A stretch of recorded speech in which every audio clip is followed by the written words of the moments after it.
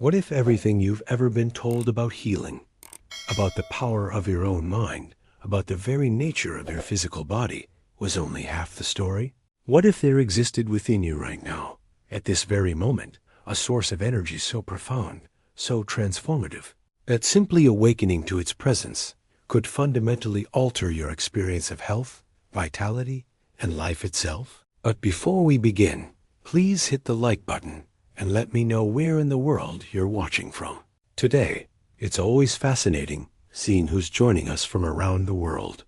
Stay with me here, because what you're about to discover might challenge everything you think you know about the relationship between consciousness and the body. We're diving deep into one of Neville Goddard's most fascinating teachings, a concept that has captivated spiritual seekers and students of consciousness for decades. This isn't about positive thinking or simple affirmations. This is about something far more radical, far more immediate. Neville Goddard spoke of an inner sun, an invisible source of light that exists within every human being. Not the sun you see rising each morning or setting each evening, but a sun that never rises and never sets because it exists in a dimension beyond time and space. This inner sun, according to Goddard's philosophy, represents the secret source of your energy, your power, and yes, even your capacity for healing. Has this ever happened to you? You've felt inexplicably drained, depleted, as if some vital force within you has dimmed, and no amount of rest or external remedies seem to truly restore you. Goddard would say that what you're experiencing is a disconnect from this inner source, this divine fire that responds not to medicine or circumstance, but to something far more immediate, your own conscious awareness. The revolutionary aspect of Goddard's teaching lies in how he understood imagination. In our modern world, we've been conditioned. Think of imagination as mere fantasy, as mental play, as something children do, but adults must outgrow in favor of reality. But what if this perspective has it completely backwards? What if imagination isn't an escape from reality, but the very force that constructs it? Neville Goddard insisted, with absolute conviction, that imagination is the most powerful creative force in existence. Not motivation, not willpower, not determination, but imagination itself. Think about this for a moment. Every mental image you hold within your consciousness, every scene you play out in your mind's eye, every feeling you generate internally, according to Goddard, acts as a seed. Not a metaphorical seed, but an actual causal seed capable of transforming your body, altering your circumstances, and quite literally renewing your life. The images you entertain aren't passive reflections of what might be. They're active forces shaping what will be. What you're about to discover in the teachings we're exploring today might surprise you, because this isn't about wishing or hoping or trying to manifest through sheer effort. This is about understanding a principle that Goddard claimed was as reliable and impersonal as gravity itself. When you ignite this inner sun through the deliberate use of imagination, when you awaken to the light that has always existed within you, something profound begins to shift. Not in some distant future, not as a reward for enough practice, but immediately in the very fabric of your being. The question isn't whether this inner sun exists. According to Goddard, it's already there, already shining, already available. The only question is whether you're aware of it, whether you've learned to recognize it, and whether you understand how to work with it deliberately rather than unconsciously. And that's exactly what we're going to explore together, starting with the radical shift in perspective that occurs when you understand your body not as some separate biological machine that occasionally breaks down, but as a living, breathing reflection of your mind. This is where the transformation begins to feel tangible, where the hidden truth behind Goddard's teachings starts to reveal its practical impact on your daily experience. If you're still watching, it means something in this message resonated with you on a deeper level. These aren't just concepts to entertain your mind for a few minutes. This is transformative knowledge that can fundamentally alter how you experience your body, your health, and your entire reality. Here's the truth. Most channels give you surface-level information that sounds good but changes nothing. What we explore here goes deeper. This is about understanding the actual mechanics of consciousness, the hidden principles that govern manifestation, and the practical applications that create real shifts in your lived experience. By subscribing, you're not just adding another channel to your feed. You're committing to your own expansion. You're saying yes to content that challenges conventional thinking, that respects your intelligence, and that provides genuine value instead of empty motivation. Every video we create is carefully crafted to give you insights you won't find elsewhere, presented in ways that make complex spiritual and metaphysical principles accessible and actionable. This isn't content you passively consume. It's content that actively transforms how you think, feel, and create your reality. Hit that subscribe button right now. Not for me, but for yourself. Because if you've made it this far, you're ready for what comes next. And trust me, what we're exploring in upcoming videos will take everything you've learned here even deeper. Subscribe, stay connected. Let's walk this path together. Your body, in this framework, isn't a prison that confines your spirit or a burden you must carry through life. It's a mirror. Every cell, every organ, every system within you is constantly shaped and reshaped by the inner light dwelling within your consciousness. This isn't metaphor or wishful thinking. Goddard insisted this was the actual mechanics of how reality operates.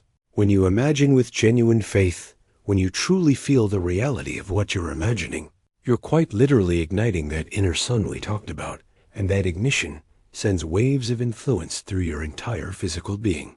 Now, I want to go even deeper into this because there's a biblical reference Goddard used that unlocks something profound. In Malachi, there's a passage about the Son of Righteousness arising with healing in its wings. Most people read that and think it's about some external savior or future event. But Goddard flipped this interpretation completely. He said the Son of Righteousness is your own awareness of being, your recognition of yourself as conscious, as existing, as the I am at the center of your experience. This isn't about religion or belief, systems. It's about the inevitable certainty that awakens when you assume the end is already fulfilled. When you recognize yourself not as someone begging for light, but as the actual bearer and source of it. This leads us into what Goddard called imaginal phototherapy, and this is where the practice becomes specific. You're not trying to invoke some external healing force or channel energy from the universe. You're deliberately clothing the organs you once thought of as weak or sick with rays of living gold that you feel emanating from the very center of your being.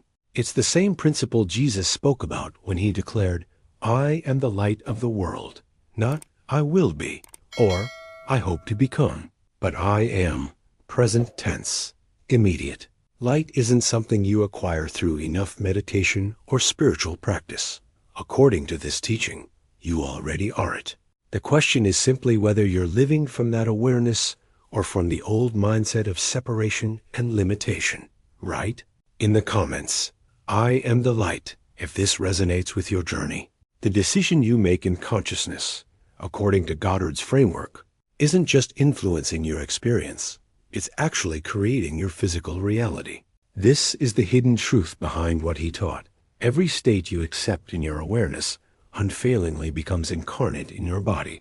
Your flesh, in this understanding, serves as the temporary mold of your I am, which means that health or illness aren't random, accidents or punishments from outside forces. They're visible imprints of whatever inner states you've been sustaining, consciously or unconsciously, over time. This challenges the entire journey we've been taught to take when it comes to healing and transformation.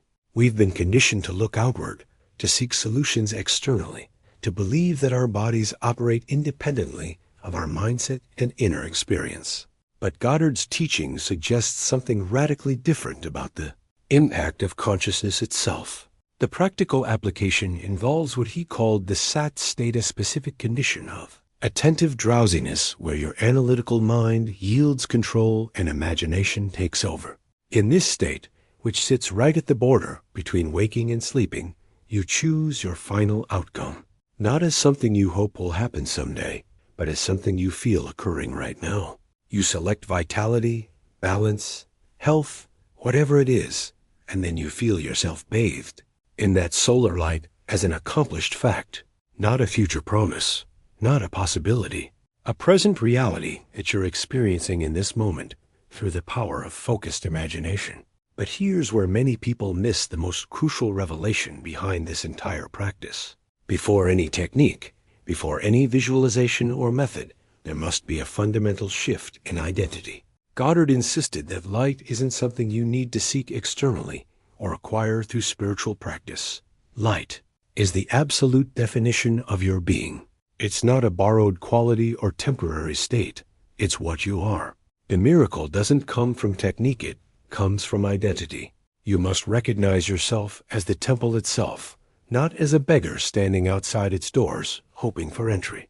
This shift in self-recognition, this decision about who and what you fundamentally are, precedes everything else. Drop a comment saying, "I am the temple," if you're beginning to see how this identity shift changes everything. Because once you grasp that identity shift, you start to understand what Goddard meant when he quoted scripture, "Before Abraham was, I am." This isn't just poetic language. It's a statement about the nature of consciousness itself. No history binds you.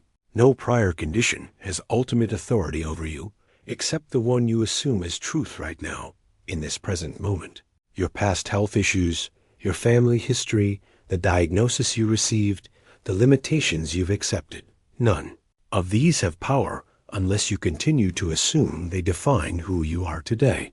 To assume, in Goddard's framework, means taking upon yourself the desired identity and wearing it internally until it's felt as present reality, not pretending, not hoping, actually feeling yourself to be that which you desire to be.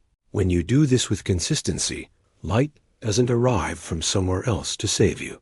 Light emanates from you because you've recognized yourself as its source. This is the transformation that changes everything, the decision point where your entire journey pivots. But here's the behind-the-scenes revelation that most people miss when they first encounter these teachings. Assumption alone isn't enough if it remains intellectual. The governing principle, the secret that makes everything work, is feeling. Goddard repeated this throughout his life. Feeling is the secret. Nothing manifests in your external world, no matter how clearly you visualize it or how often you affirm it, unless you first feel it as real within your own consciousness. Your subconscious mind, which Goddard said was the actual creative force that molds your experience, cannot be impressed by logic or reason. It can't be convinced through mechanical repetition or intellectual argument. It only responds to feeling, to the intensity of the felt experience that outweighs whatever contrary facts your physical senses are reporting. This brings us to what Goddard called the single eye, drawing from scripture about the body being full of light. The eye here isn't your physical eye. It's your attention, your fundamental intention, the focus of your consciousness. When your attention aligns without dispersion toward the fulfilled end, when you refuse to let your focus scatter between what you want and what you currently see, your whole body responds by filling with light. The single eye means attention fixed unwaveringly on the good already realized, on the health already present, on the outcome already accomplished, with absolute refusal to entertain doubt or contradiction. Leave a comment with the word fulfilled if you're starting to feel the impact of this perspective on your own mindset.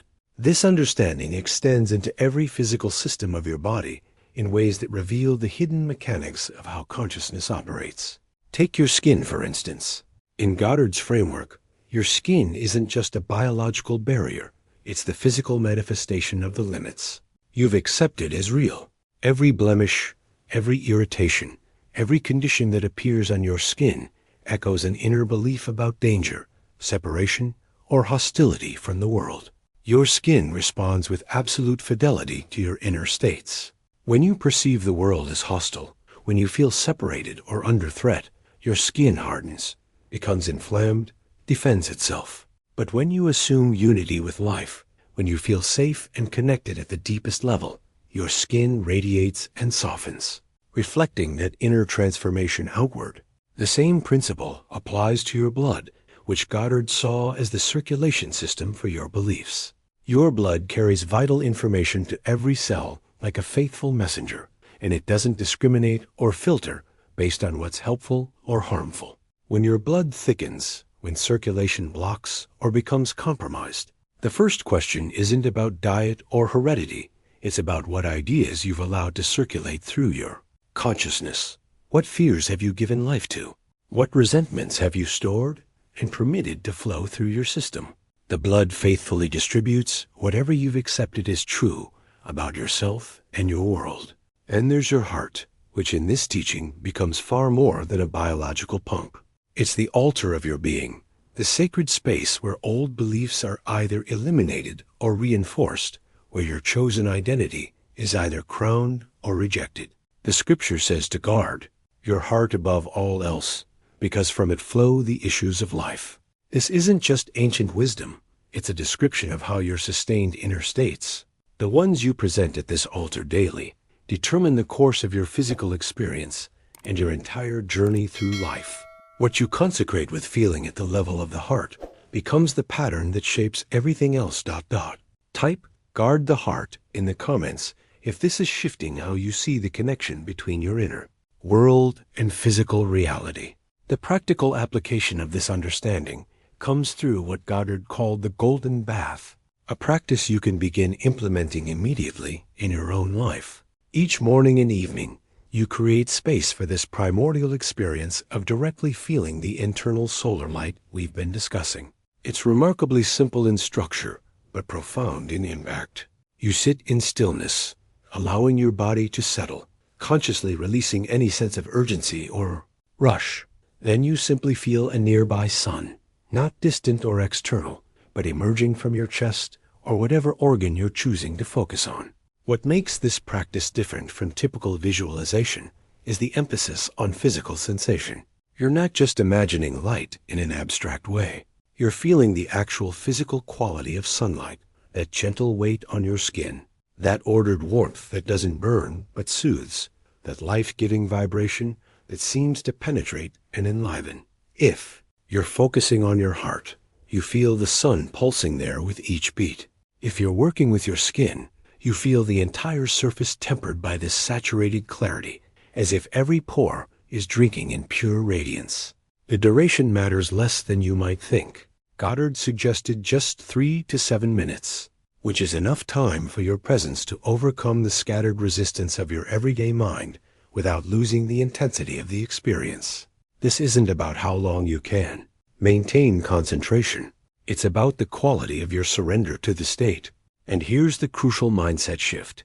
You're not doing this practice to try to reach health or attain some future state. You're acting from the accomplished end. You're feeling the reality of vitality and wholeness as if it's already present, already true, already your lived experience in this moment. This is where the transformation becomes tangible, where the hidden mechanics of consciousness meet the practical. Decisions you make each day about how you relate to your own body and being. Comment "golden bath" if you're ready to start integrating this practice into your daily journey. But the golden bath is only part of the picture.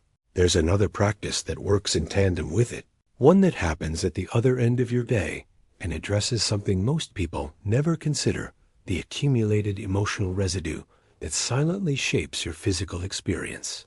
Each night before sleep, Goddard taught a practice of reviewing your day, but not in the way you might expect. You're not cataloging everything that happened or beating yourself up over mistakes. You're identifying those specific moments when your spirit cooled, when judgment crept in, when hurt took hold, when fear gripped you, or when resentment started to build.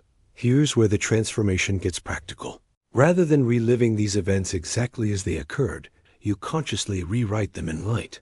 You reimagine the same situations with yourself acting from wisdom and compassion instead of reaction. This isn't denial or pretending things didn't happen. It's an active decision to change your relationship with memory itself, to shift the emotional charge stored in your consciousness. The hidden truth here is that your organs, when they manifest discomfort or dysfunction, aren't betraying you or punishing you. They're faithful messengers drawing your attention to something unresolved beneath the surface. Their function isn't to condemn, but to signal guilt that hasn't been released, fear that hasn't been acknowledged, resentment that's been stored away and allowed to calcify. These unresolved states don't just float around harmlessly. According to this framework, they create actual impact in your physical form. The nightly review becomes what Goddard called pruning memory, cutting away dead branches of accumulated resentment and removing the dead weight of unprocessed emotion. When you review an event and consciously assume it resolved, when you feel gratitude for what was learned rather than continuing to rehearse the wound, something shifts immediately. The body responds.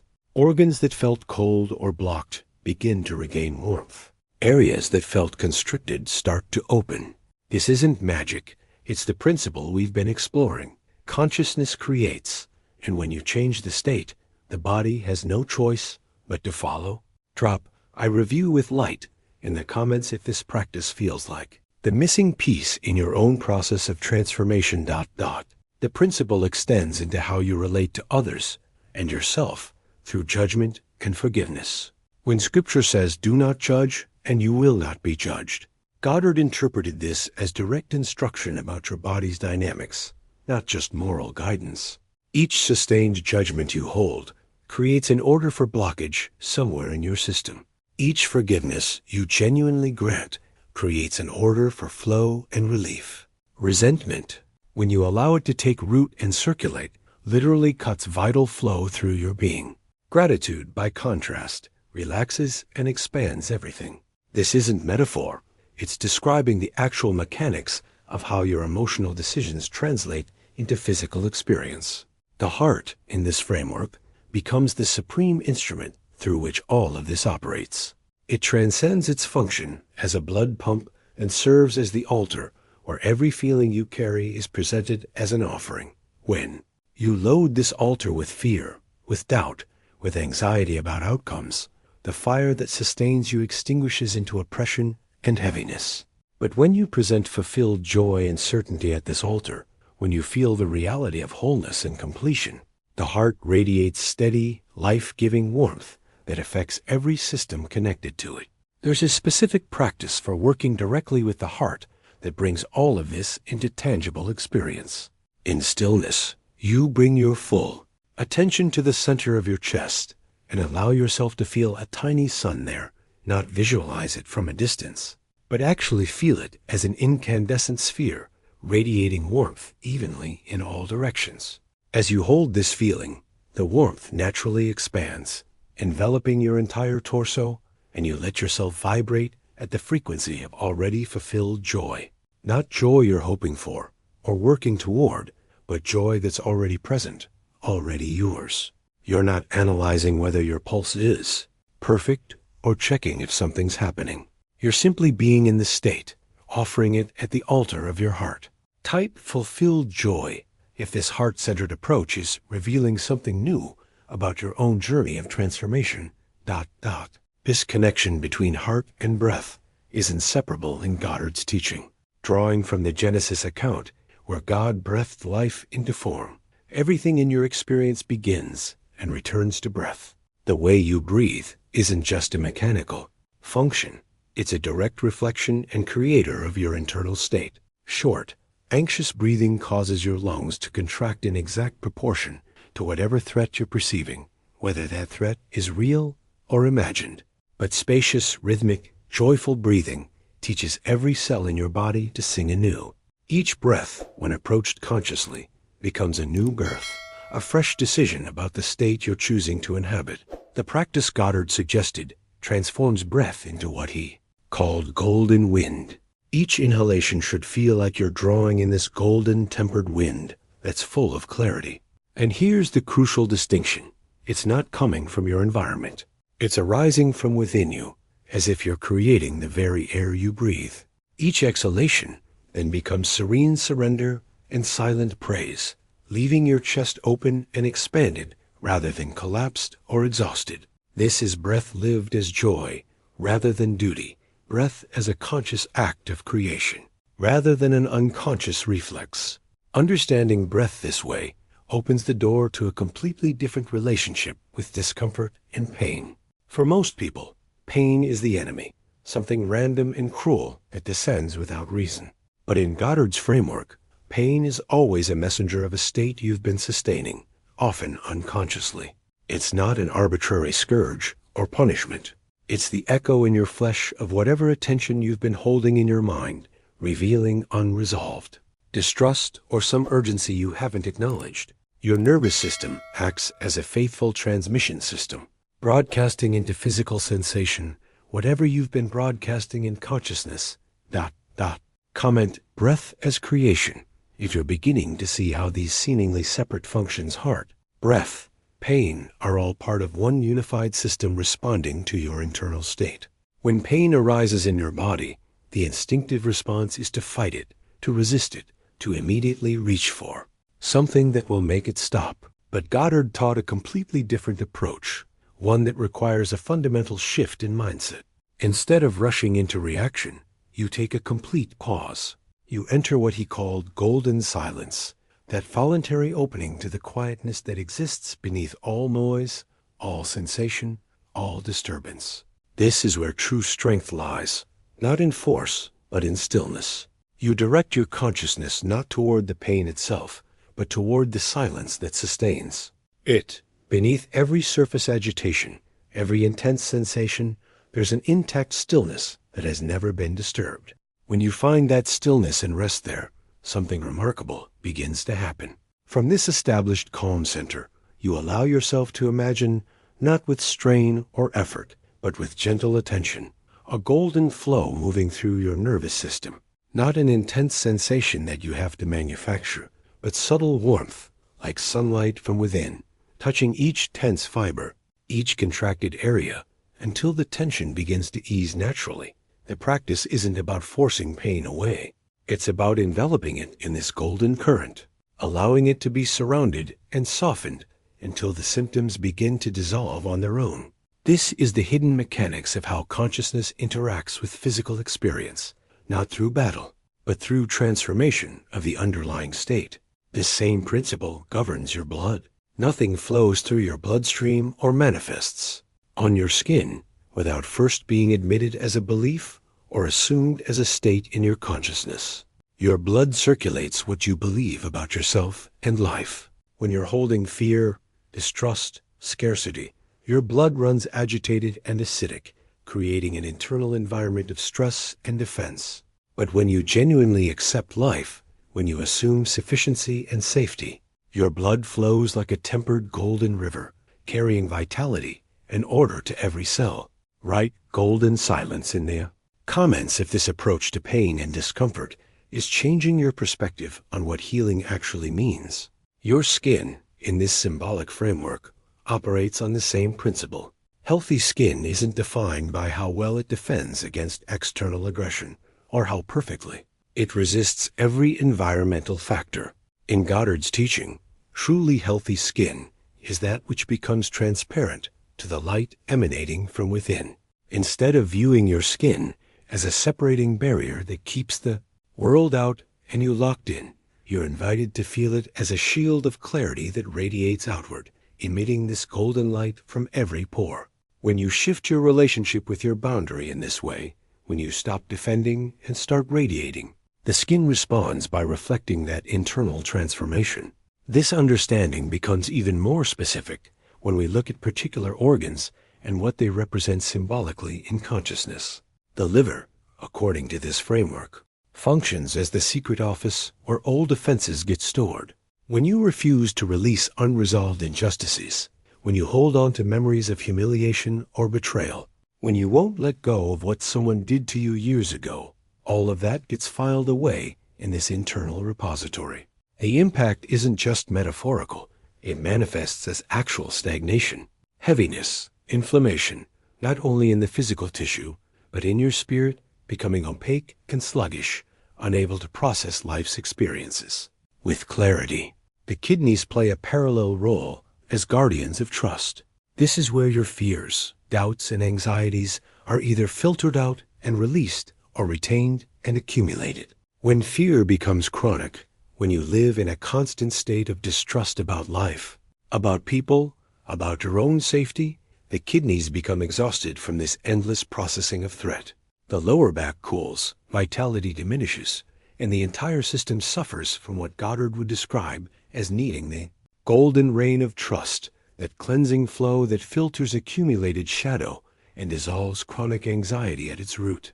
Type I release and trust if this symbolic understanding of how emotions lodge in specific areas is revealing patterns you recognize in your own physical experience. The practical application for these organs involves specific practices rooted in Goddard's understanding of consciousness as creative force. For the liver, forgiveness isn't presented as a moral favor you're doing. For someone else, it's liberation from self-imposed bondage. The practice involves bringing your attention to the right side, where the liver resides, and feeling compassionate warmth, dissolving all that accumulated weight. You silently affirm something like, I forgive any grievance in the name of the accomplished end, which means you're not justifying what happened or pretending it was okay. You're redeeming the past by refusing to let it continue creating blockage in your present experience. 4.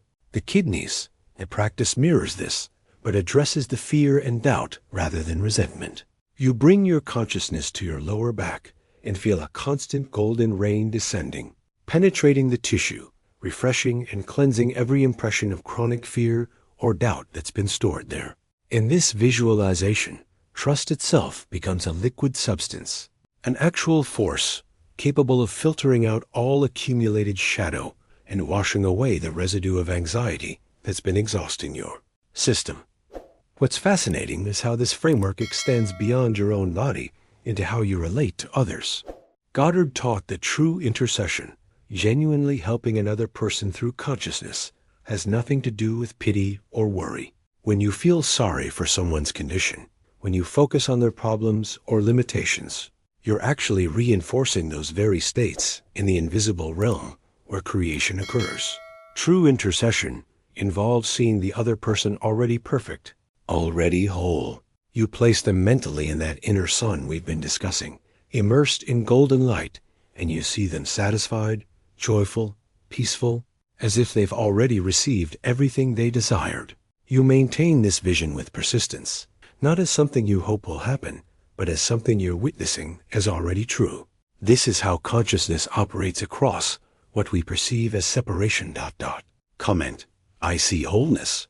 If you're recognizing how this shift from pity to vision changes your entire approach to caring about others. The biblical story of the centurion in Matthew 8 perfectly illustrates how this principle operates beyond physical limitations. When the centurion asked for his servant's healing, he didn't request Jesus to physically travel to where the servant lay.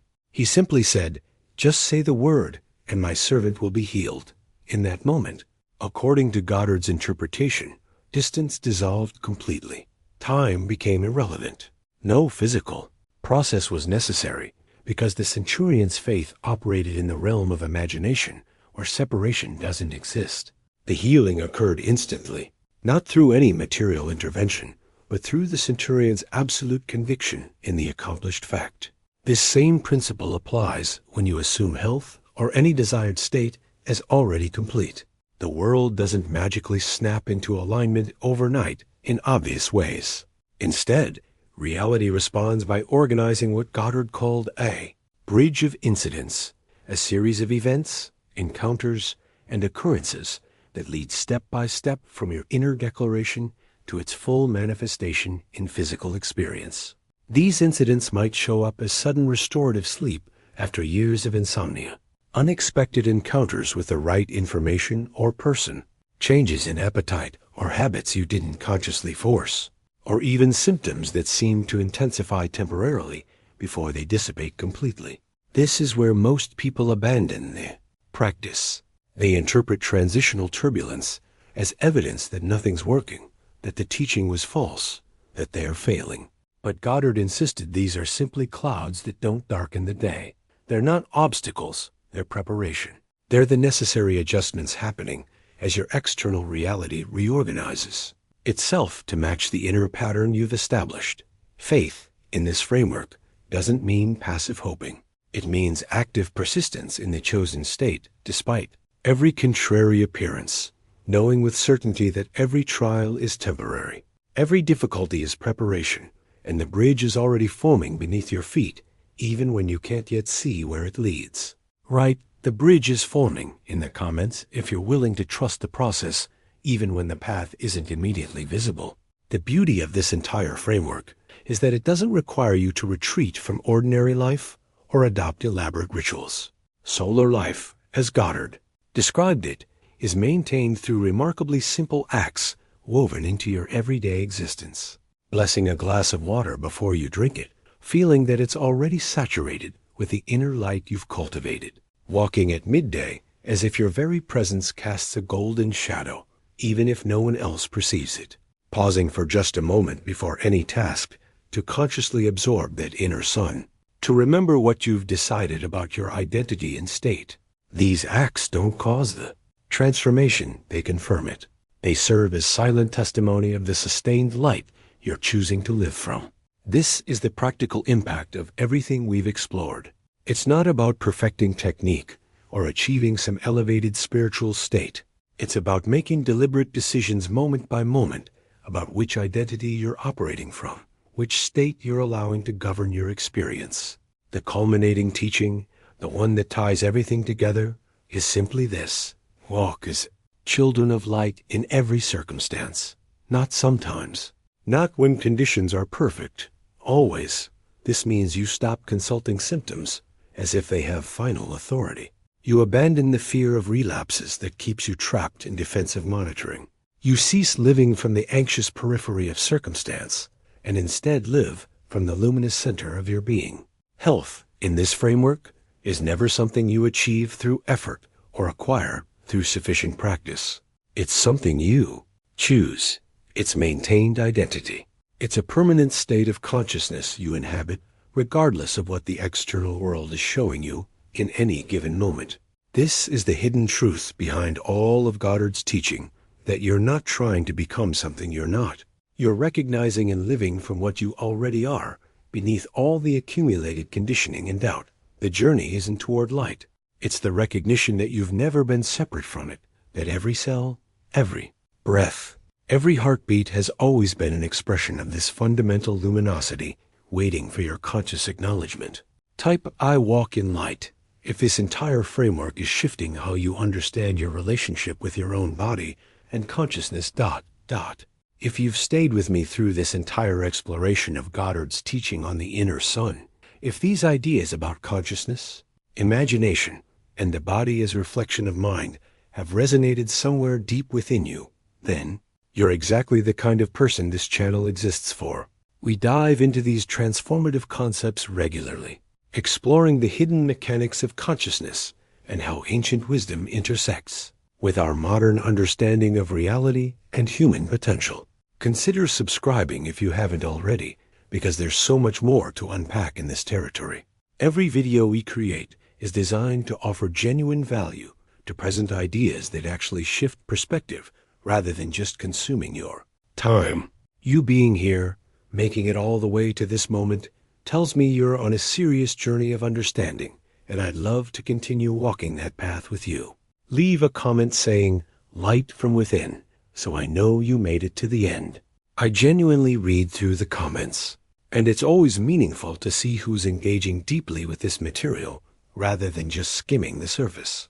And if this video connected with you, if something clicked or shifted in how you understand your own consciousness and body, hit that like button. It's a simple gesture, but it helps this content reach others who are searching for exactly these kinds of insights. Before you go, there's another video that picks up where this one leaves off, exploring more of Goddard's practical applications of consciousness. You'll find it right here on the screen. Click over and let's continue this conversation. I'll see you there.